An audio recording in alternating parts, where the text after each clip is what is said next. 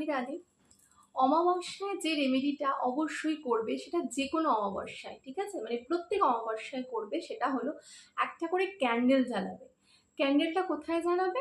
বাস্তুতে north east যেটা direction হচ্ছে সেই ডিরেকশনে ক্যান্ডেলটা জ্বালাতে হবে। নর্থ নর্থ ইস্ট ডিরেকশন মানে হচ্ছে যেটা আমাদের বাস্তুর ঈশান কোণ বলা হয়, সেই ঈশান কোণে তোমাকে একটা করে ক্যান্ডেল অমাবস্যাতে জ্বালাবে। কেন জ্বালাবে? কারণ ওই অমাবস্যার দিনে কি হয়, ইউনিভার্স অন্ধকারে থাকে।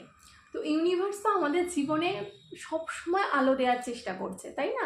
আমরা কোনো বিপদে পড়লে আমাদেরকে আলোর পথ দেখাচ্ছে। আমরা যদি হেলথ নিয়ে প্রবলেমে পড়ছি, আমাদেরকে আলোর পথ দেখিয়ে সুস্থ করে তুলছে। তো ইউনিভার্স জল দিচ্ছে, আলো দিচ্ছে, খাদ্য দিচ্ছে, কি দিচ্ছে না আমাদেরকে, তাই না?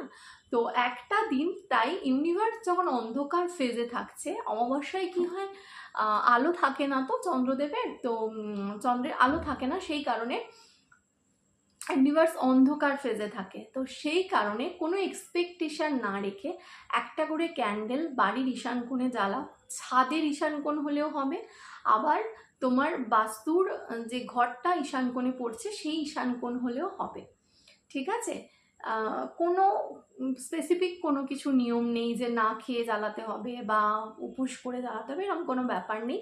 অমাবস্যার টাইমিং যেই শুরু হয়ে যাচ্ছে আর যখন শেষ হচ্ছে তার সেই টাইমিংটার মধ্যে যখন ইচ্ছা একটা বাতি ধূপ একটু ঈশান কোণে জ্বালিয়ে দাও।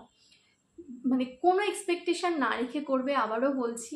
দেখবে তুমি যদি একটা ক্যান্ডেল দিয়ে একটু আলো ওই দিনটা ইউনিভার্সকে দিতে পারো, অমাবস্যার দিনটা, তোমার জীবনে হাজার হাজার আলো ইউনিভার্স ফিরিয়ে দেবে। এটা করেই দেখো, বুঝতে পারবে। খুব ভালো থেকো, সকলকে হেল্প করার চেষ্টা করো, আর আনন্দে থেকো সব সময়। খুব ভালো থাকো সকলে। রাধে রাধে।